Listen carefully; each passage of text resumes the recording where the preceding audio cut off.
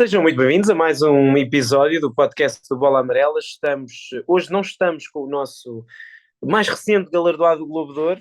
Deu sorte ele ter vindo ao nosso podcast. O Vasco Palmeirinho ganhou o Globo de Ouro para Personalidade do Ano do Entretenimento e acredito que tenha sido fundamental aqui os minutos em que ele esteve a entreter Claramente.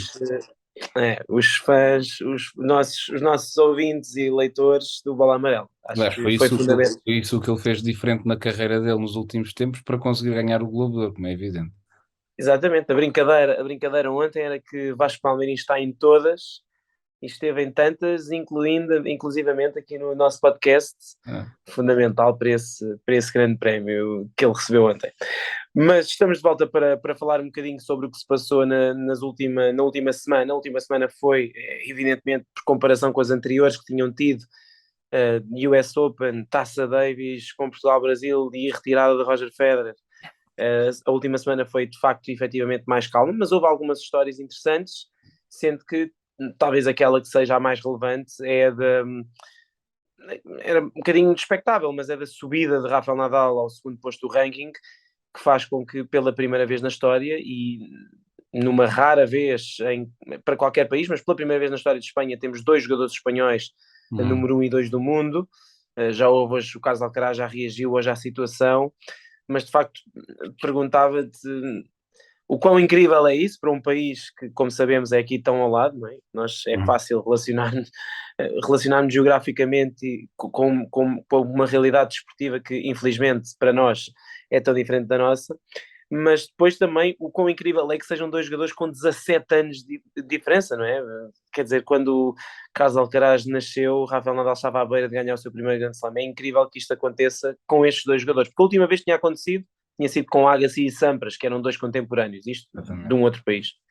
É incrível, de facto, que os dois estejam nesta posição e eu honestamente não sei o que é mais impressionante. Se é ser o número um mais jovem da história, neste caso o Alcaraz com 19 anos, se é ser o número 2 mundial, no caso do Rafa Nadal, tendo ele agora 36 anos, no meio de várias lesões crónicas, vários problemas, agora também vai ser pai, é algo que muda completamente a vida dele. Honestamente, não sei mesmo, não consigo classificar o que é mais impressionante, se é um, se é o outro, acho que são os dois naturalmente impressionantes, e para a Espanha é uma ótima notícia, é a prova clara de que o sucessor está encontrado, mas que a sucessão ainda não tem de acontecer exatamente agora, porque o Nadal mostra que ainda está aí para lutar e para tentar estar no topo. Não sei se ele este ano vai conseguir chegar a número um. Durante algum tempo eu achei que isso ia acontecer de forma relativamente tranquila em 2022. Nesta altura acho que o Carlos Alcaraz já é claramente o favorito a fechar como número um, mas é um momento muito especial para a Espanha, com esses dois na frente. Depois ainda tem o Pablo Carreño Busta em 15º, o Bautista Agut em 21º, o Fokina em 31º, o Ramos número 40. Portanto é um país com muitos recursos e com muito potencial, continua a ter muito potencial e é obviamente muito especial, sendo que podem fazer ainda mais história. Se eles ficarem os dois na frente até ao final do ano, vai ser a primeira vez desde 1996, que é de facto impressionante. Se confirmar mesmo, aqui num país mesmo ao lado, terem os dois melhores do mundo em simultâneo e com essa diferença geracional tão acentuada, mas que eu acredito também que tem dado muita força ao Alcaraz, precisamente o Nadal estar lá em cima e vice-versa. Ia-te perguntar, já deste mais ou menos a resposta, mas ia-te perguntar se o que é que achas que vai acontecer até ao final do ano com a questão do Hum. número um, ainda que, enfim, a dúvida prende-se muito com, afinal de contas, o que é que o Nadal vai jogar, não é? Porque não, É. o seu filho está prestes a nascer, supostamente é no mês de outubro, não é previsível que ele jogue nada até Paris. Agora, também é verdade que se ele ganhar o Masters 1000 de Paris, ou se eventualmente fizer dois grandes resultados em Paris e em Londres, ele entra nessa corrida. Neste momento ele está muito perto.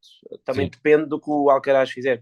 Penso que está a 600 pontos na race atrás do Carlitos. É verdade que o Carlitos esta semana joga em Astana. Vamos ver no que é que isto vai dar. Eventualmente se ganhar em Astana, ou se fizer um bom resultado em Astana e outro bom resultado em Basileia, fica praticamente fechado. Mas tem um pouco, a dúvida é um pouco essa, não é? Do Nadal. Depende do Nadal, depende do Carlos Alcaraz também, claro, mas depende do que o Claro, Nadal jogar, porque se o Nadal estivesse aqui um final de ano relativamente normal a jogar mais dois, três torneios, estava de forma muito clara, três torneios mais as ATP Finals estaria claramente na luta. Assim, tenho mais dúvidas porque é como tu dizes, sendo ele pai e brevemente, ainda por cima as coisas não estão a correr, aparentemente não estão a correr especialmente bem. Portanto, sendo que ele vai ser pai daqui a pouco tempo. Ele já disse várias vezes que ser número um do mundo, embora ele não rejeite essa possibilidade, e claro que gostaria, não é o mais importante para ele nesta altura. Não acho que ele vá forçar para jogar em Basileia ou Viena, depois, se calhar nem Paris. Confesso que não sei o que é que ele de facto vai jogar, se sequer vai jogar mais esta temporada. Hum, Daí que eu acho que vai dar Carlos Alcaraz, porque o Alcaraz defende 200 e poucos pontos até ao final da temporada, e eu acho que é o que também dizes, se ele se sagra campeão em Astana, muito provavelmente eu acho que a coisa fica mais ou menos fechada e fica muito difícil. Era preciso o Alcaraz depois ter torneios muito maus para não conseguir, porque ele também vai poder ganhar ponto nas finals, vai poder somar bastantes pontos no Masters 1000 de Paris. Eu acho que vai dar Alcaraz. Não sei se vai dar Nadal sequer em segundo lugar por não ir jogar muito. E se calhar aí o caso para Ruud sim. pode tentar aproveitar alguma chance ainda para saltar para a frente, se bem que o norueguês não me está a parecer muito bem nesta fase da época e se calhar também está a gozar um bocadinho a pressão de ser número 2 mundial, agora número 3.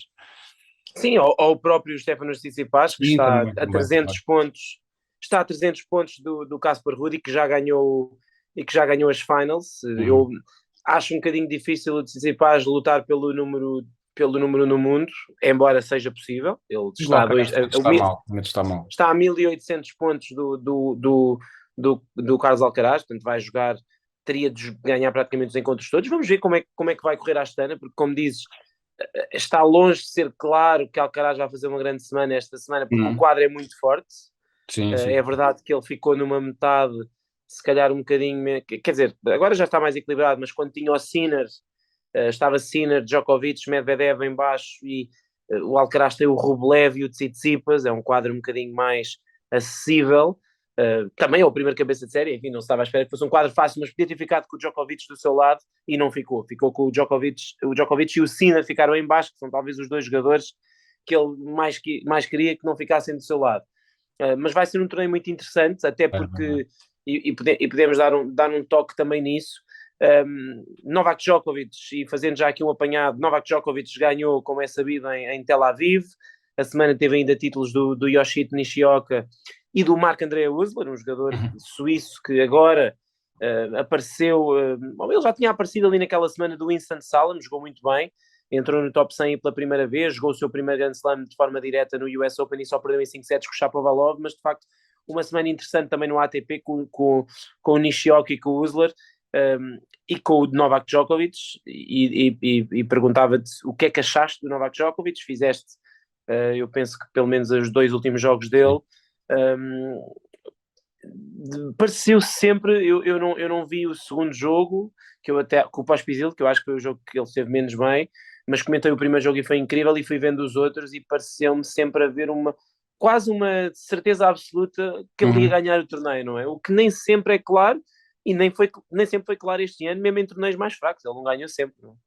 Sim, ele com o Cilic, por exemplo, tem ali três ou quatro jogos de serviço em que se vê 0,30 ou 15,30 abaixo, e mesmo nessas alturas dava sempre a clara sensação de que ele ia virar, porque serviu muito bem, e nós já falámos imensas vezes da capacidade que ele tem de servir bem quando está sob pressão.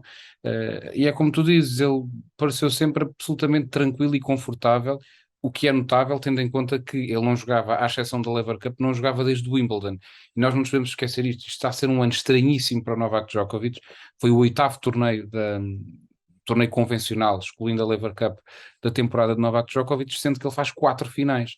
Um, Obviamente nós temos muitos leitores que não gostam de Djokovic por uma outra razão, mas é impossível não lhe reconhecer mérito nisto, porque fazer oito torneios e chegar a quatro finais não é para qualquer um. Mostra muito bem o trabalho que ele tem feito e não é fácil, até em termos emocionais. Ele em Tel Aviv, mesmo a jogar bem, estava muito emotivo, reagia muito aos pontos que não conseguia ganhar, ficava muito irritado, gritava e estava de facto ali, ele próprio dizia isso, que estava a mostrar demasiadas emoções. A mim o que me parece é que ele, tendo este final de temporada normal a poder competir em todo o lado, está a perceber claramente que é a maneira de se preparar da melhor forma para o Open da Austrália. E eu acredito que ele vai terminar a época em grande e acho que vai arrancar em grande também em 2023. Estou muito enganado, mas acredito nisto porque, em termos físicos, é recuperar o ritmo, porque ele desgastado não está, porque basicamente não tem jogado, e jogou de forma muito tranquila, muito descomplicada, passou pelos problemas sem grande stress, e acho que vai ser um grande problema para toda a gente, e o facto de ele ser número 7 mundial, acho que os outros nem olham para ele como número 7. Acho que não olham para ele como número 7, acho que se calhar até olham quase como número um, porque eu acho que provavelmente ele seria número um se este ano tivesse sido normal. Sim, também tenho pensado um pouco sobre isso, mas também podemos olhar para o copo meio vazio, que é as pessoas quando dizem, mas irrita-me um bocado a conversa de só não é número um porque não joga, porque na verdade ele não É, ganhou não, todos os claro, torneios, não claro. ganhou todos os torneios que jogou, Não ganhou é Roland evidente. Garros, por exemplo. Exatamente, não ganhou Roland Garros, não ganhou Madrid e perdeu com o Alcaraz, se calhar esses Exatamente. pontos tinham-lhe dado jeito para lutar eventualmente Claro. pelo número 1 no futuro. Não ganhou Monte Carlo, não ganhou nem Belgrado, perdeu na final com o Rublev, não ganhou no Dubai. Portanto, é verdade, ganhou 3 dos seus últimos 4 torneios e tem sido, voltou a uma certa fineza exibicional em que tu percebes que aquilo vai normalmente dar mais certo do que errado. Agora, também eu acho que a questão do ranking, mais do que a questão dos torneios que ele falhou, é o Wimbledon, não é? O Sim, Wimbledon, muito exatamente. rapidamente, o Wimbledon, se contasse 2.000 pontos, Djokovic seria nesta altura top 5, claramente. Era, Iria nesta acabar em terceiro. altura, era top no ranking Era, atualizado com mais 2.000 pontos, era número 2 mundial, com mais sim, 10 mas pontos que o seria, Nadal. mas ele defende muitos pontos ainda no final do ano, ou Sim, mas o seja, Nadal também teria pontos. O Nadal também teria pontos, sim, obviamente. exato. Olhando para a race, eu estou aqui a ver a race rapidamente, ele seria Era top top 5. 5, Top 5, seria sim. quinto, seria quinto. Penso que eventualmente um ou outro jogador ali, o Cam Norrie, também subiria ali para top 10, que não está por causa do Wimbledon, mas pronto, ele acaba por ser o jogador mais prejudicado para essa situação, porque de facto o Nadal, se os pontos do Wimbledon contassem, Seria quinto. estava em cima do Alcaraz no ranking.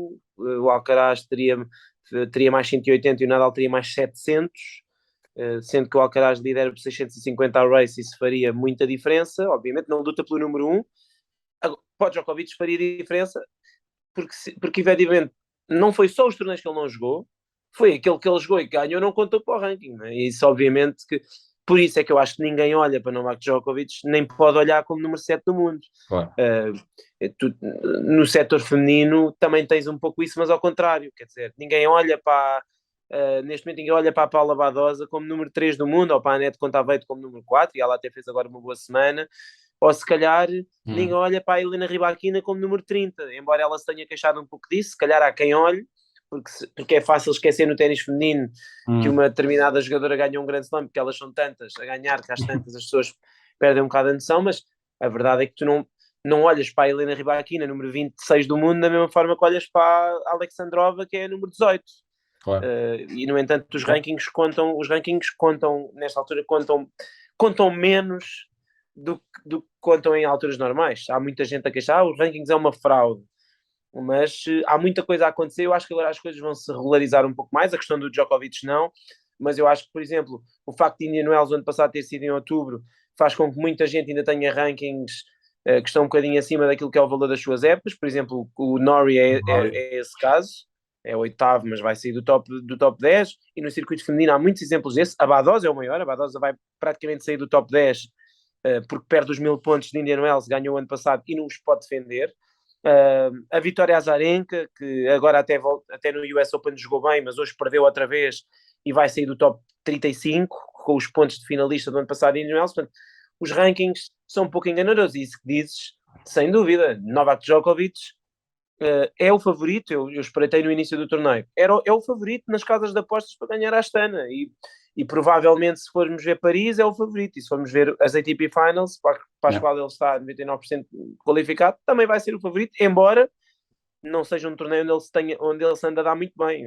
Não ganha desde 2016 e tem perdido muitos encontros, mesmo nas fases de grupos. Já perdeu com o time, já Uhum. perdeu com o Federer na fase de grupos. O ano passado perdeu com o Zverev na meia-final e até vinha de um título em Paris, ou seja, vai ser interessante. Eu acho que mais que não seja, porque vai ser o próximo, vai ser o último grande torneio do ano, até porque ele não vai à Davis, porque a Sérvia não se apurou.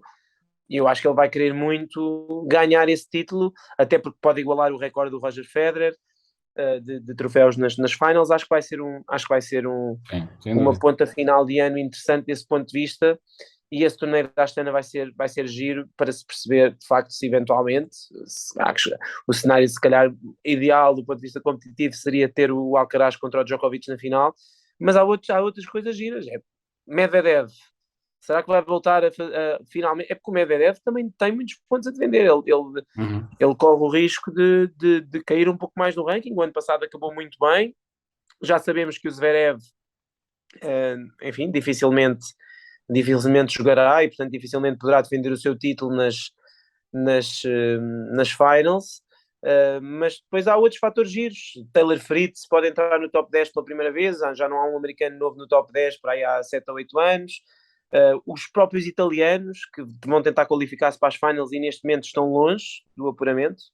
Acho que vai ser uma ponta final de temporada gira. E lançava também aqui a pergunta em relação a Nick Kyrgios, Uhum. que depois de ter andado semanas e semanas a dizer que o US Open era o último esforço e se calhar a minha carreira acaba aqui, e pronto, pouca gente o leva a sério, na verdade, mas essas coisas que ele diz.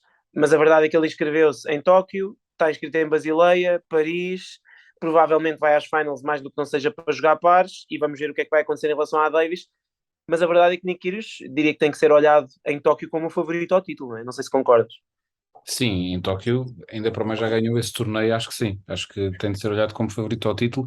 E eu acho que houve mesmo uma mudança de chip no Nick Kyrgios. Ele, ainda hoje estava a ler declarações dele, e temos essa notícia publicada já no site, eh, do lançamento do torneio de Tóquio, em que ele fala sobre o US Open de ter sido uma desilusão enorme para ele, porque ele sentia que era o grande favorito a ganhar o título depois de ter derrotado o Daniil Medvedev, e que agora ele quer continuar a fazer tudo bem, a treinar muito duro, a comer bem, a dormir bem, a fazer tudo como manda o figurino, para chegar à Austrália e voltar a ser candidato a ganhar um grande slam. Ele diz que sabe perfeitamente e que não tem dúvidas de que pode ganhar um Major.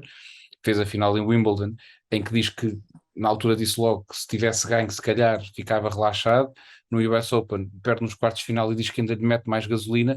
E eu acho sinceramente que ele agora vai assumir quase como um desafio pessoal ganhar um grande slam e enquanto não ganhar não vai descansar e vai continuar a trabalhar imenso. Ou até lhe dar alguma coisa na cabeça e afinal já não gostar do ténis outra vez. Mas ele nesta altura está focadíssimo e não vou dizer em todos os torneios em que ele entra é o favorito, mas em Tóquio eu acho que ele é o grande favorito e no resto dos torneios é sempre candidato porque é um dos melhores jogadores do mundo e não há maneira de dar a volta a isto e tal como falámos do Djokovic, também ele com o ranking seria diferente se os pontos tivessem contado Sim. em Wimbledon, não tinha nada a ver. E às ATP Finals, É, Finals. exatamente. Eu acho que o ATP é evidente que toda a gente mais ou menos percebeu a decisão que foi tomada ali, E vamos ver se não mas o vai. ATP Ainda pode lá, ainda se pode meter. é muito difícil, teria de ganhar pelo Tem menos dois que. títulos. Sim, sim, Eu sim. acho que do Sinner ou do Berrettini para baixo, o Berrettini tem 2.200 pontos e o último jogador em legado apuramento neste momento é o Félix Auger-Aliassime, tem 2.800. É claro que o Silic que está a 800 pontos, ganhando o Masters 1000, ganhando Paris, qualquer um deles aqui qualquer um deles até aqui ao Deminaur praticamente pode qualificar-se É, ainda, mas eu diria que até ao próprio Borna O Choric. Kyrgios teria de ganhar Paris e Tóquio, por exemplo, para ter Não, hipótese. Claro. Se ganhar Tóquio ficaria com 1280. ficaria na luta, a par com os outros que não estão a jogar esta semana, e depois ainda assim precisava de se fazer melhor que os outros nos outros torneios, mas sim ganhando, penso que teria de ganhar dois torneios, ou Sim. eventualmente ganhar um 500 e fazer final de um 1000 no mínimo.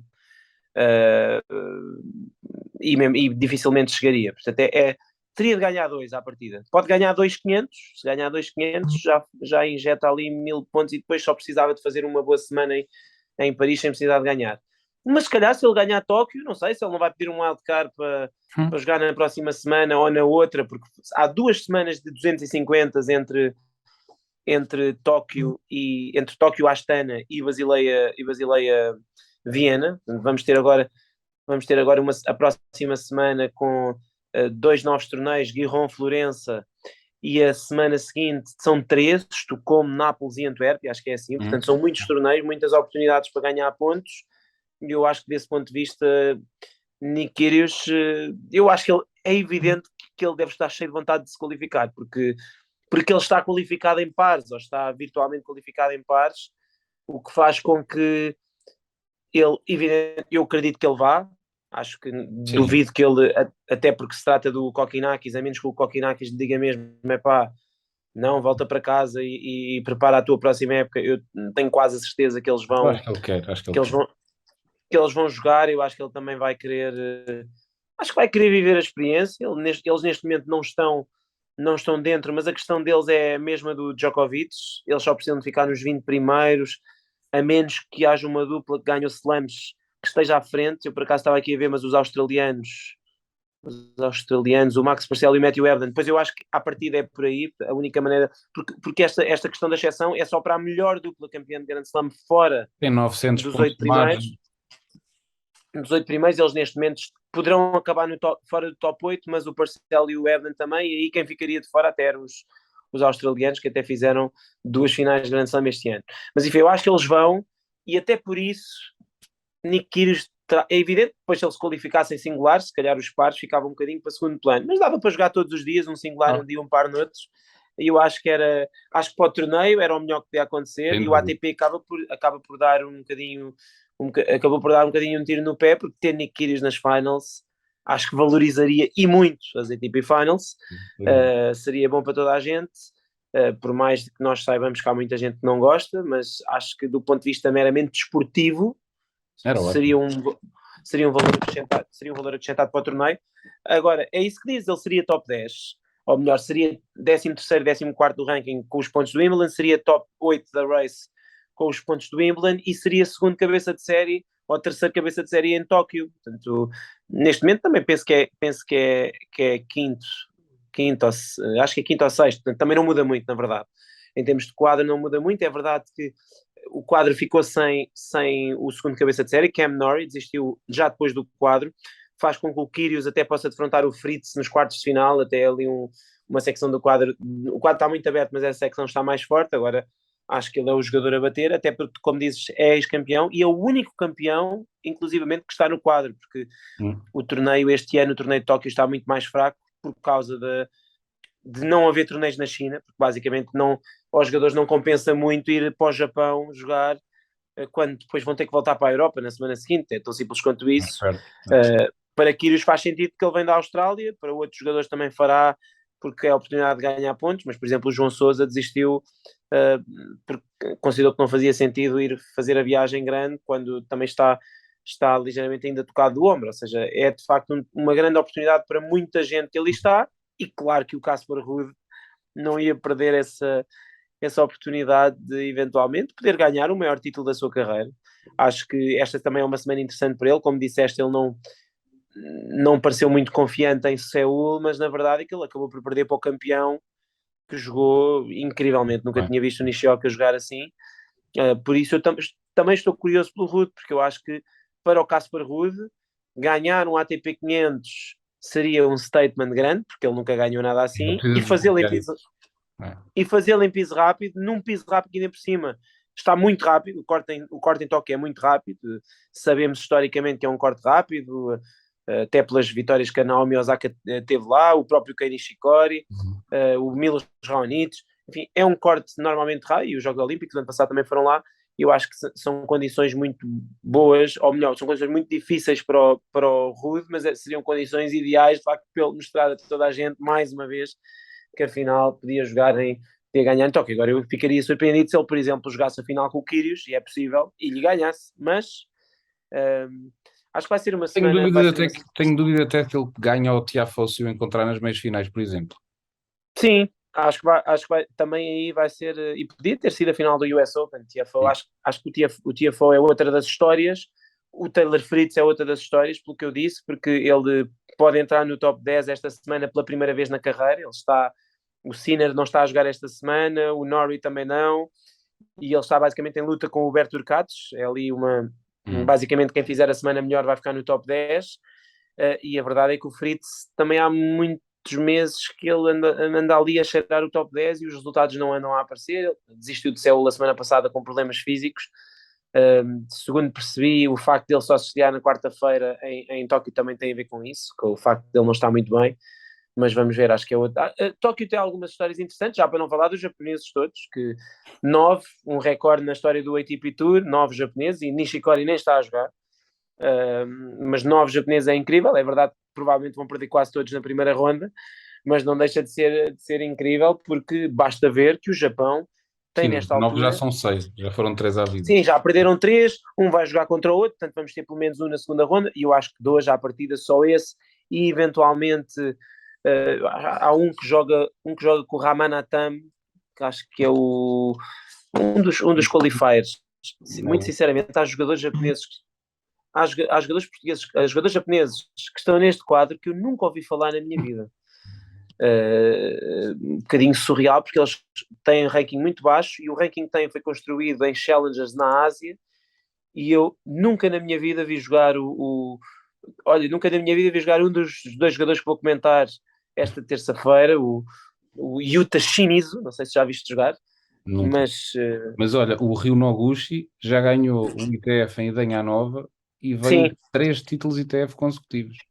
sim, o Noguchi já ganhou em Idanha Nova, o Kaishi Yoshida, que vai jogar com o Mackenzie McDonald, ganhou o terceiro dos Challengers de Oeiras deste ano, e se eu Uhum. não estou em erro, ano passado ou este ano fez final ou meia-final do Porto Open, ou seja, e já ganhou, perdeu com o Pedro Araújo em Setúbal, ganhou depois ao Araújo uma semana a seguir, lembro-me, em Lolé, numa meia-final, portanto já é um jogador que passa muito tempo aqui em Portugal, mas há aqui jogadores, o Shimabu Kuro e o Shimizu, que eu nunca vi jogar, sinceramente, portanto vai ser giro, pelo menos um destes, ou o Shimizu ou o Moria vão fazer segunda ronda, e vai ser engraçado também perceber o que é estes dois, porque são jogadores muito jovens, o Shimabu Kuro é um miúdo, e o Noguchi acho que não é tanto, mas também, tem 23, pronto, são jogadores relativamente jovens, acho que é uma oportunidade para eles todos, porque isto para concluir esse assunto, porque eles têm tantos top 100 atualmente como Portugal, têm menos top 300 do que Portugal e têm 9 jogadores no Não há ATP. TP500. E no ATP 500, é verdade que 3 são wildcards, mas se tiras esses 3 continuam a ser 6. É.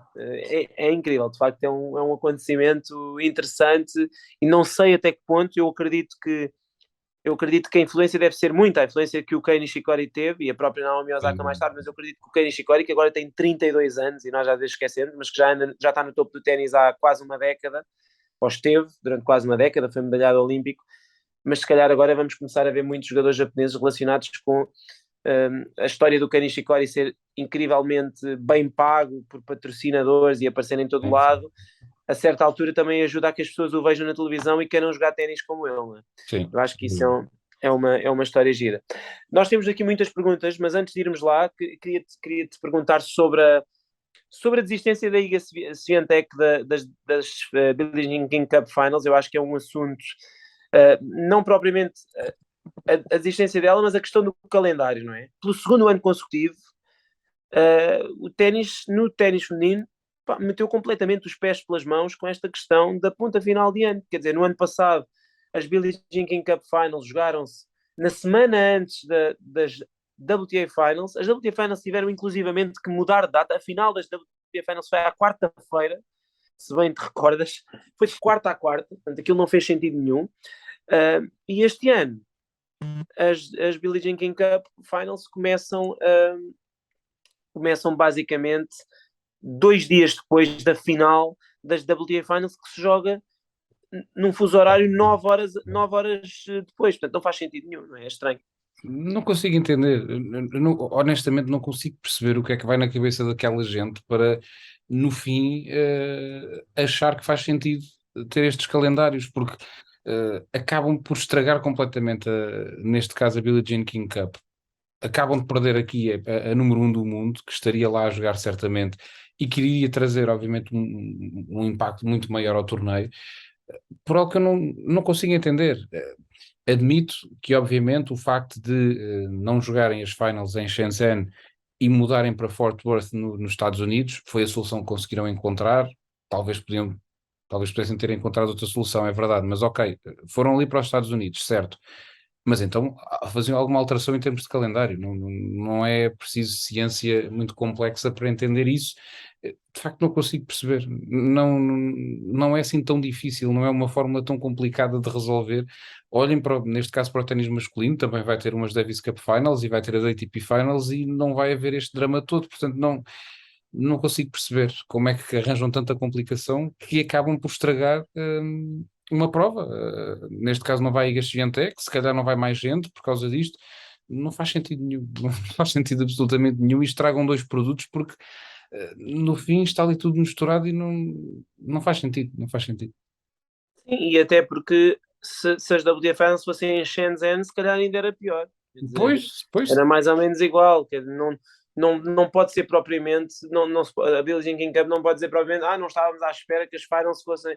Na Europa, a partida não seriam. Portanto, eu não consigo perceber, ainda por cima, quando se reformulou um produto para ele ser mais atrativo, e de facto, pois, quase todas as grandes seleções do mundo estão lá, mas se as melhores jogadoras, se a Pegula e a Goff não forem, se a Sviatek não for, se eventualmente as espanholas, provavelmente nenhuma se vai qualificar para as finals, tanto a Espanha se calhar tem as checas, vamos ver, a equipa checa é sempre forte, mas de facto, vá lá que meteram aquilo em Glasgow e a Grã-Bretanha pelo menos vai ter a Raducano, pelo menos tem essa, jogando a Raducano nos jogos da Grã-Bretanha, aquilo vai estar sempre ao rubro, mas de certo modo, de facto, é um bocado negligenciar um produto que podia ser bom e eu acho que no lado feminino até é mais interessante em certo ponto até do que a Davis Cup porque há muito maior profundidade nas seleções do lado feminino.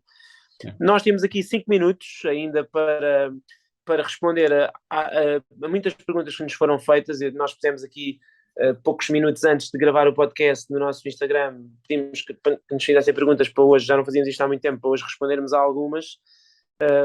Vamos ser aqui muito rápidos, tentar responder quase todos. O Sebastião Trigoso pergunta-nos quais os próximos torneios do Nuno Borges. O Nuno vai jogar, na verdade, ele está alternate em vários torneios, por isso é um bocadinho imprevisível.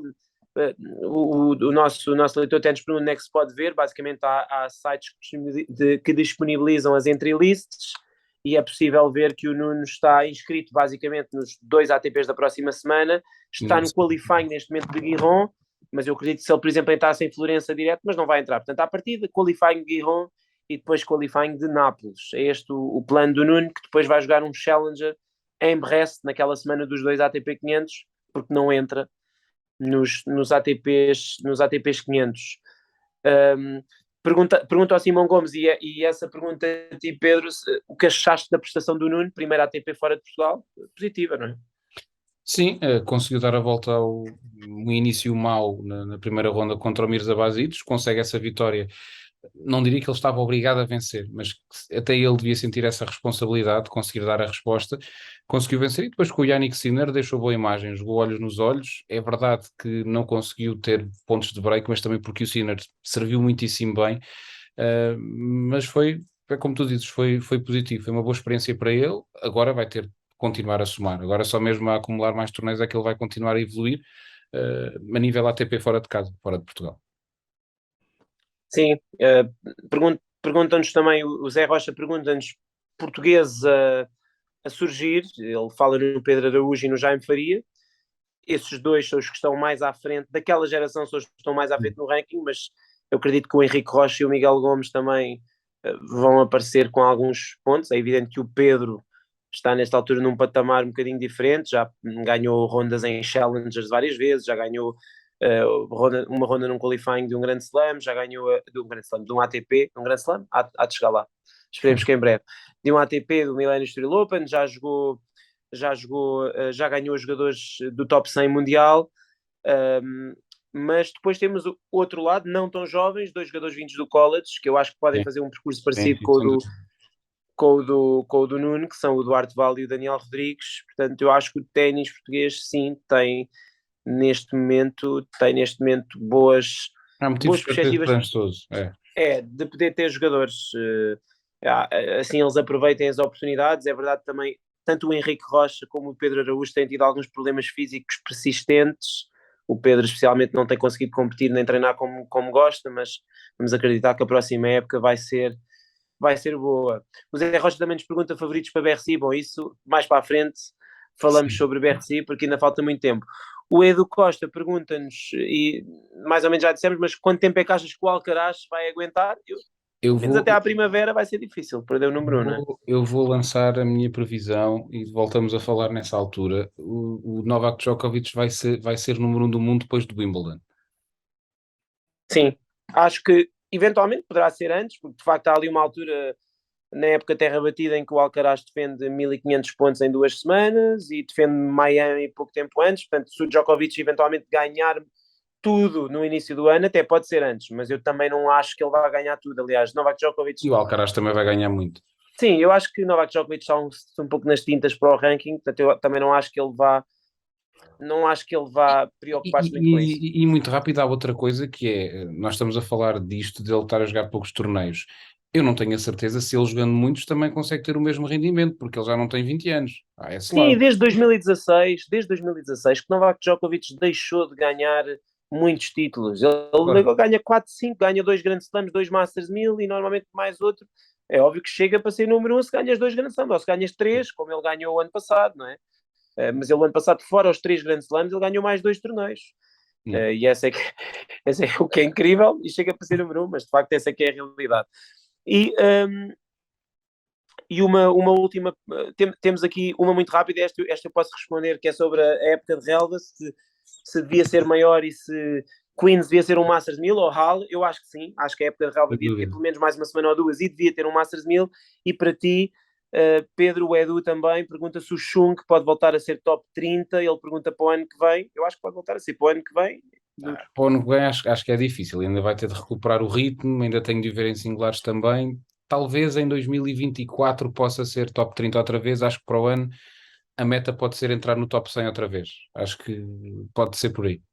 Sim, basta ver como Dominic Thiem, que é um jogador de outro patamar, as Exatamente. dificuldades que ele está a ter para voltar ao top 100. Stan Wawrinka, é a mesma coisa. Portanto, O Mandy acredito que Murray também sim. teve de lutar muito para lá Ou chegar.